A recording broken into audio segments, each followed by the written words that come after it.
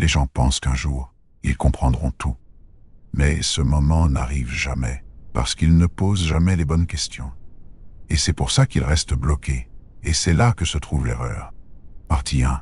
L'éradication du conditionnement social et l'anesthésie émotionnelle. Le terme dangereux est souvent mal compris par la masse. Il évoque généralement des images de violence physique, d'agressivité bruyante ou de comportements erratiques. C'est une vision puérile.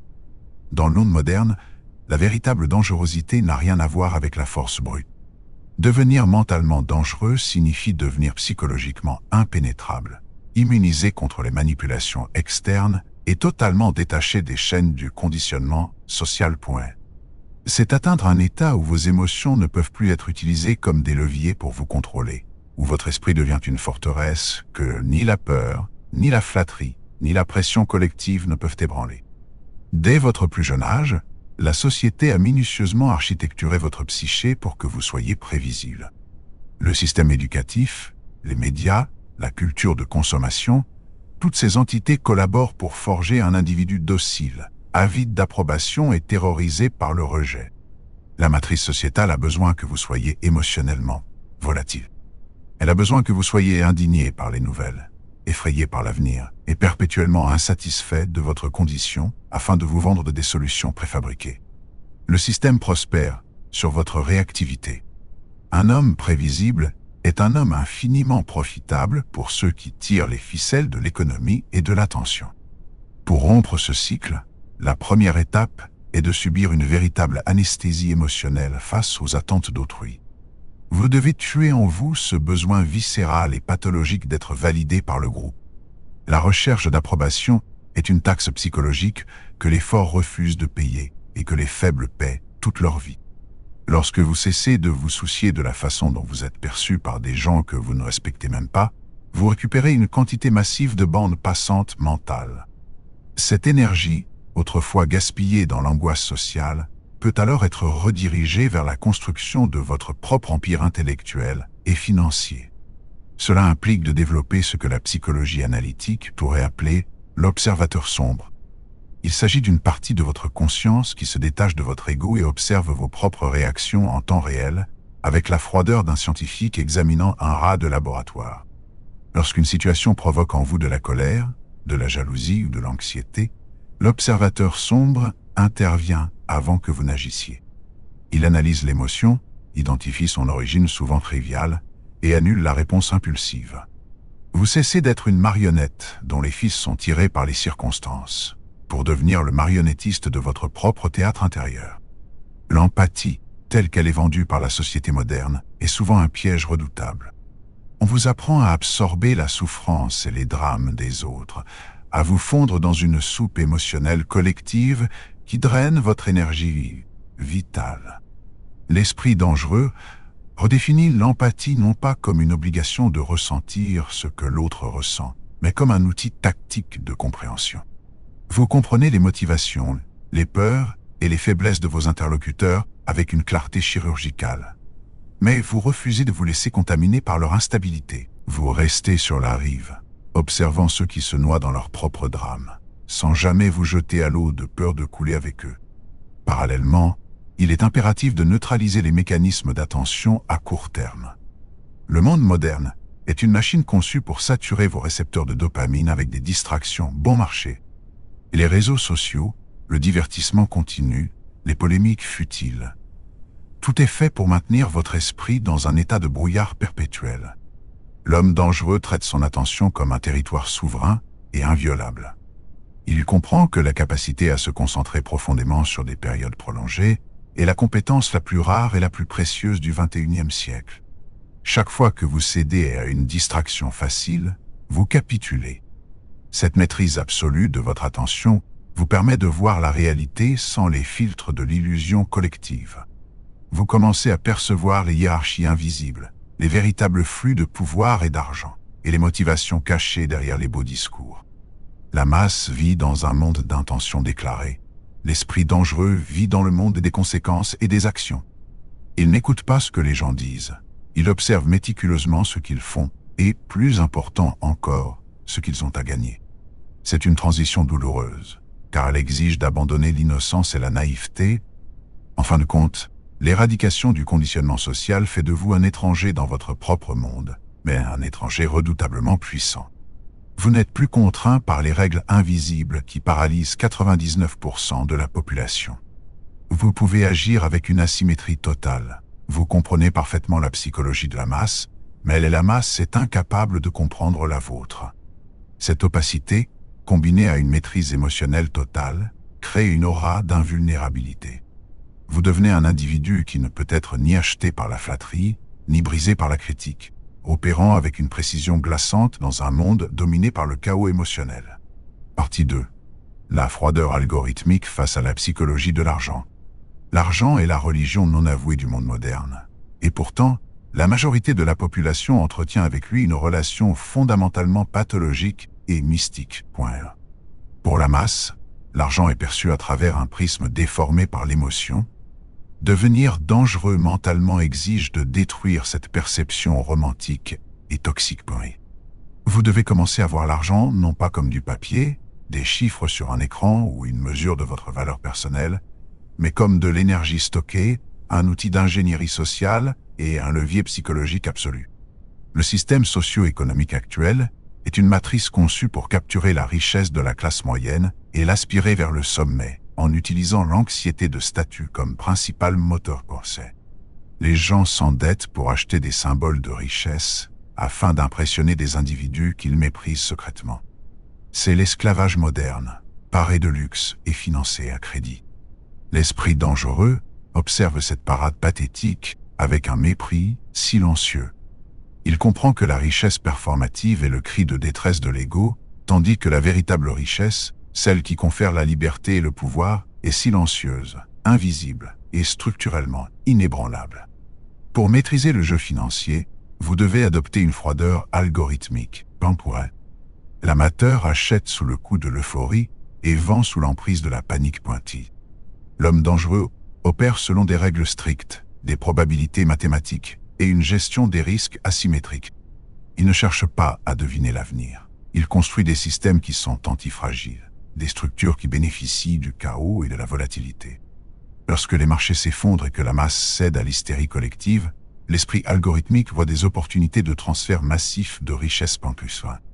Il frappe avec une précision chirurgicale, précisément quand les autres sont paralysés par la terreur. Cette approche nécessite une reprogrammation complète de votre tolérance au risque. La plupart des gens sont programmés pour éviter l'échec à tout prix, ce qui les condamne paradoxalement à la médiocrité garantie. Devenir dangereux implique de comprendre que le risque calculé est le péage à payer sur la route de la souveraineté. Vous ne jouez pas à la roulette russe. Vous pariez sur des asymétries où le coût de l'échec est limité et chiffré, mais où le potentiel de gain est exponentiel. Cette capacité à regarder le risque en face, à l'évaluer froidement et à appuyer sur la détente sans la moindre hésitation émotionnelle est ce qui sépare les prédateurs financiers de leur proie.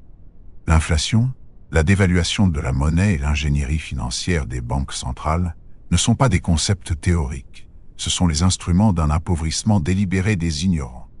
L'esprit dangereux ne se plaint pas de l'injustice du système, il en étudie la mécanique interne pour s'y positionner en tant que bénéficiaire.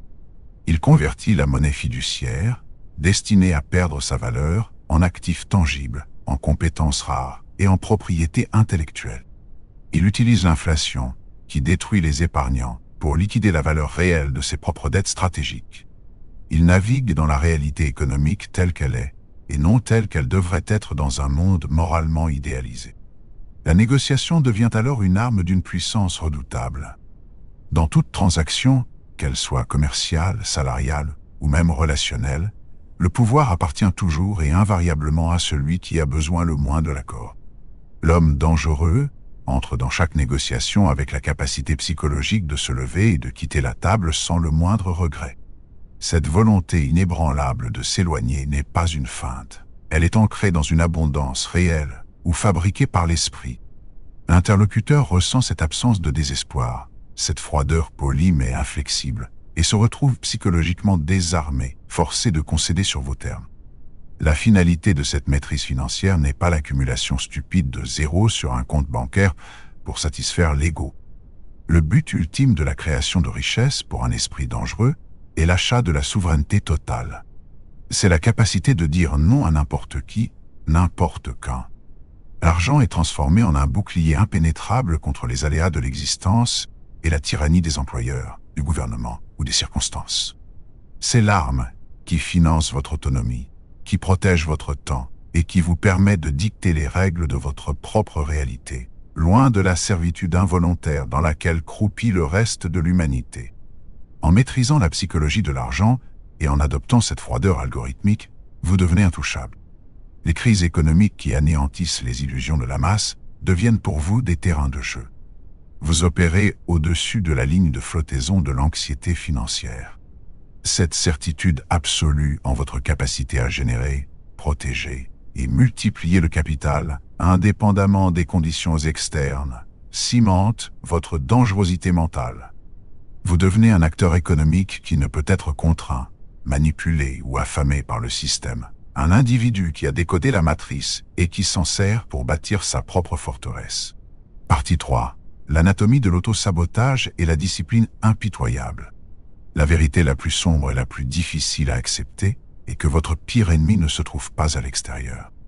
Il ne s'agit ni de la conjoncture économique, ni de vos concurrents, ni des figures d'autorité de votre vie. L'ennemi absolu est l'architecture même de votre propre esprit. Le cerveau humain n'a pas évolué pour vous rendre heureux, riche ou couronné de succès, il a évolué pour vous faire survivre. Par conséquent, il privilégie systématiquement le confort, la conservation de l'énergie et le maintien du statu quo, même si ce statu quo est profondément misérable. Devenir dangereux exige de déclarer une guerre totale à vos propres penchants biologiques. L'autosabotage n'est jamais une erreur accidentelle. C'est un mécanisme de défense subconscient redoutablement efficace. Face à la perspective d'un succès massif qui bouleverserait votre identité et vos relations, votre esprit crée de l'anxiété. Le succès implique de nouvelles responsabilités, des attentes plus élevées et l'exposition au jugement public. Pour éviter cette terreur de l'inconnu, l'inconscient orchestre votre propre échec. Vous procrastinez sur ce projet crucial, vous détruisez une relation prometteuse. Vous dilapidez un capital fraîchement acquis. Vous choisissez la misère familière plutôt que l'excellence terrifiante. L'homme dangereux repère ces schémas avec une brutalité implacable et les écrase avant qu'ils ne se manifestent. La motivation est une escroquerie vendue par l'industrie du développement personnel. C'est une émotion fugace, dépendante de votre taux de sucre dans le sang, de la qualité de votre sommeil ou de la météo. Construire un empire ou forger un esprit invincible sur la base de la motivation revient à bâtir un château sur des sables mouvants. L'esprit dangereux méprise la motivation et ne jure que par la discipline structurelle. La discipline n'est pas une punition, c'est un mandat froid et incontestable que vous imposez à votre existence. Vous agissez indépendamment de ce que vous ressentez. Vos émotions n'ont pas de droit de vote dans l'exécution de vos devoirs quotidiens. Pour atteindre ce niveau de rigueur, il est nécessaire d'intégrer ce que Carl Jung nommait l'ombre. En chacun de nous résident des traits jugés sombres, asociaux ou immoraux par la bien-pensance, l'agressivité, l'égoïsme, le désir de domination, la colère froide. La masse réprime ses instincts et en devient la victime passive. L'homme dangereux ne les réprime pas, il les apprivoise et les canalise. Il utilise la noirceur de son ambition non pas pour nuire gratuitement, mais comme un carburant inépuisable pour surmonter les obstacles. C'est la transformation de l'agressivité brute en une énergie de construction implacable. Vous devenez un monstre civilisé, gardant votre épée dans son fourreau, mais parfaitement capable de vous en servir. Chaque action quotidienne doit être soumise à un audit impitoyable. Il n'y a pas d'action neutre.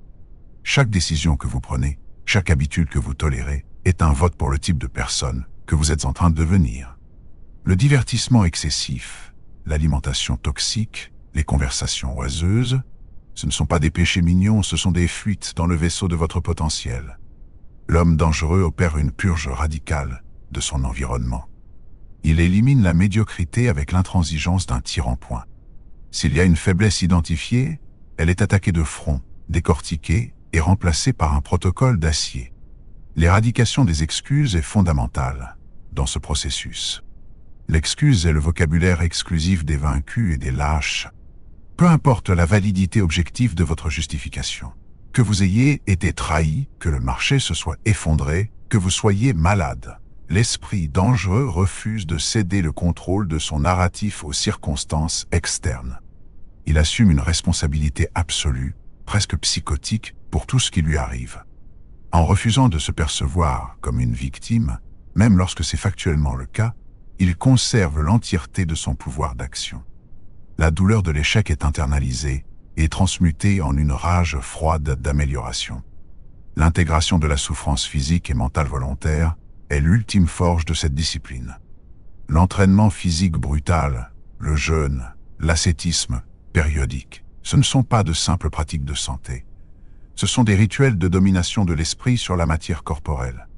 En forçant quotidiennement votre corps à endurer ce qu'il abhorre, vous prouvez à votre cerveau primitif que vous êtes le maître incontesté du navire.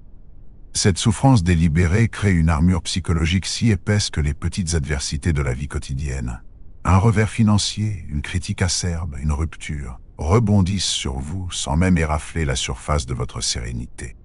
En maîtrisant l'anatomie de votre propre chaos intérieur, en annihilant vos tendances au sabotage et en instaurant une dictature de fer sur vos impulsions, vous devenez une force de la nature. Plus rien à l'extérieur ne peut vous détruire, car vous avez déjà affronté et conquis les démons les plus terrifiants qui résidaient à l'intérieur. Vous n'êtes plus l'esclave de vos caprices biologiques ou des fluctuations de votre humeur.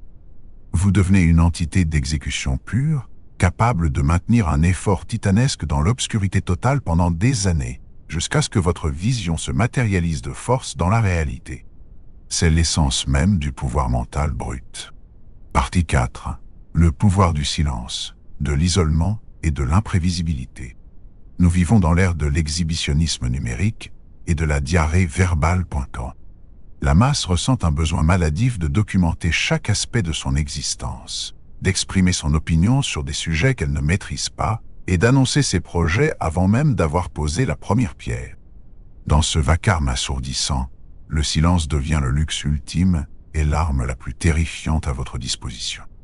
L'homme dangereux ne parle pas, il exécute. Il comprend que les mots dissipent l'énergie de l'action et que révéler ses intentions, c'est offrir gratuitement à ses ennemis et à ses concurrents la carte de ses vulnérabilités. Le pouvoir véritable réside dans le secret. Le retrait stratégique et l'isolement sont les laboratoires où se forge la grandeur. La solitude n'est pas une malédiction pour l'esprit fort, c'est un sanctuaire. C'est dans le silence absolu de l'isolement que vous pouvez enfin déprogrammer les parasites verbaux et idéologiques que la société a implantés dans votre cerveau. La majorité des gens ne supportent pas d'être seuls avec leurs pensées car ils sont terrifiés par le vide de leur propre existence. L'homme dangereux cherche activement cet isolement. Il s'enferme pour lire, penser, planifier et construire, loin du regard corrupteur et des jugements mesquins de la foule. Il disparaît pendant des mois, voire des années, pour travailler dans l'ombre. La psychologie de celui qui partage trop est celle de la vulnérabilité absolue.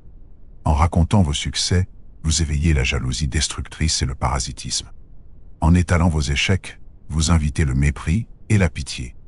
L'imprévisibilité est une composante majeure de la dangerosité.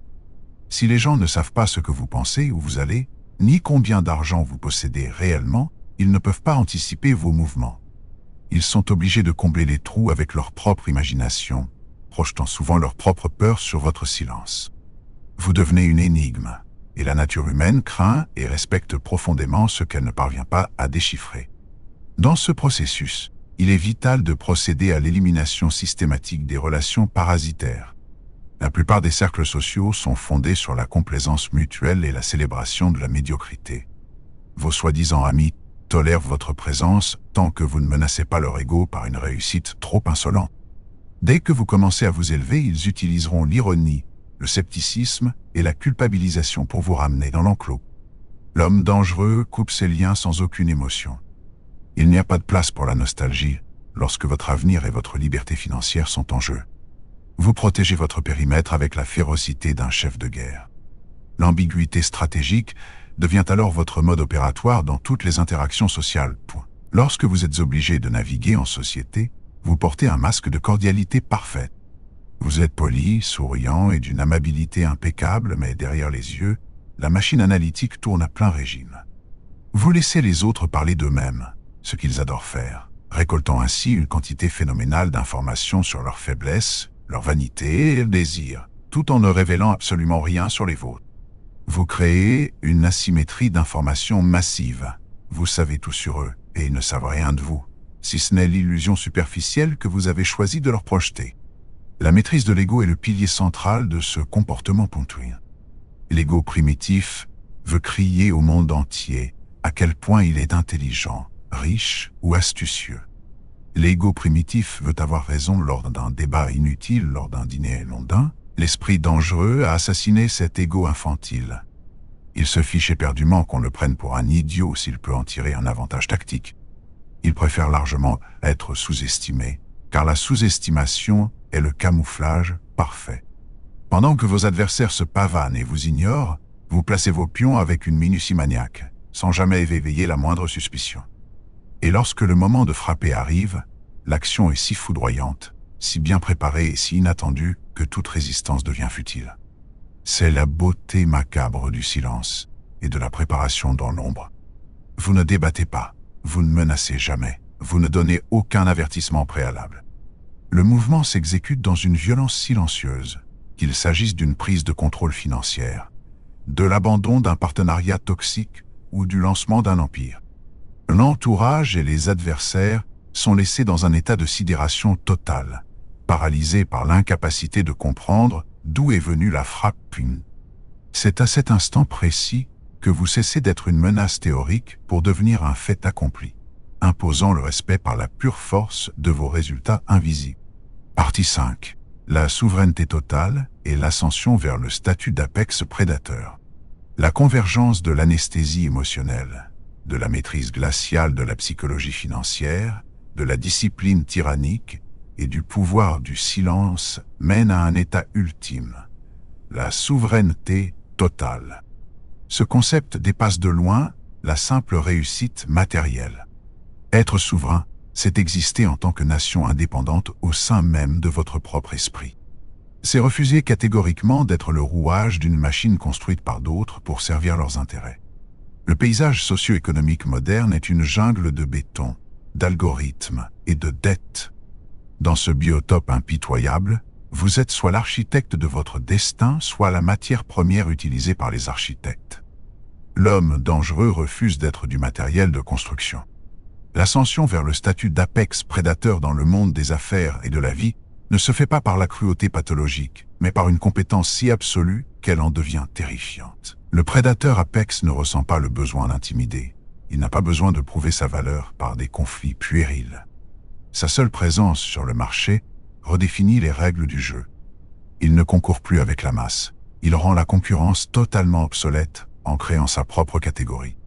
Lorsqu'un individu atteint ce degré de concentration asymétrique et d'absence de peur, les anciens systèmes de compétition ne s'appliquent plus. Il évolue dans un espace aérien raréfié où l'oxygène manque à ceux qui n'ont pas subi la même évolution brutale.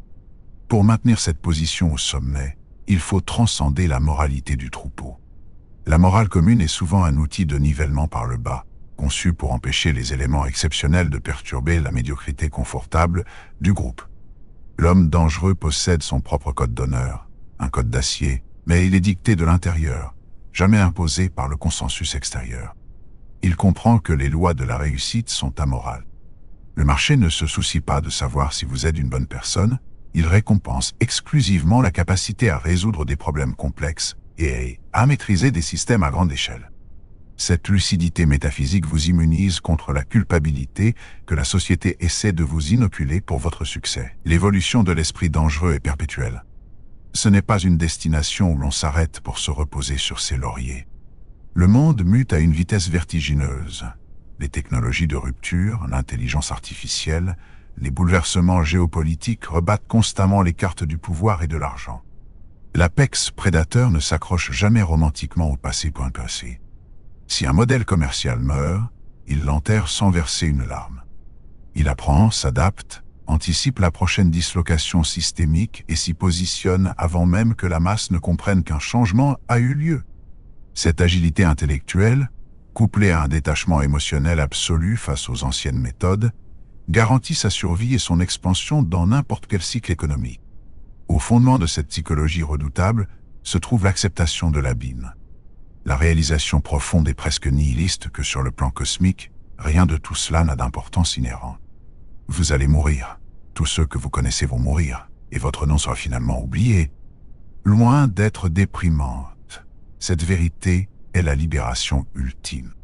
Puisque le monde n'a pas de sens intrinsèque, vous êtes totalement libre de lui imposer le vôtre avec la force d'un démiurge. Vous forgez votre propre signification, immense, démesurée, par le biais de vos ambitions et de vos réalisations. Vous cessez d'avoir peur du jugement social, car vous réalisez l'insignifiance cosmique de vos juges. Votre existence devient alors une œuvre d'art sombre, magistrale et implacable. Vous laissez derrière vous un héritage de pouvoir, non pas en transmettant de simples actifs financiers, mais en instillant cette même psychologie de domination rationnelle à vos descendants ou à votre garde rapprochée. Vous devenez un pilier inébranlable dans un monde caractérisé par la fluidité, la faiblesse et l'effondrement des repères. Ceux qui vous entourent vous regardent avec un mélange de crainte révérentielle et de respect profond, conscients qu'ils sont en présence d'un individu qui a décodé l'illusion de la réalité humaine. En définitive, devenir dangereux mentalement est la reconnaissance brutale qu'absolument personne ne viendra vous sauver. Pas l'État, pas vos amis, pas la chance. Vous êtes l'alpha et l'oméga de votre existence. En fusionnant l'anesthésie émotionnelle, le machiavélisme financier, une discipline inhumaine et la puissance écrasante du secret, vous vous métamorphosez en une entité que la vie ne peut plus briser. Vous avancez dans ce monde non plus comme une victime espérant passer entre les mailles du filet, mais comme le maître absolu des océans, naviguant dans les abysses de la réalité humaine avec l'assurance tranquille et glaciale de ceux qui ont vaincu la peur elle-même.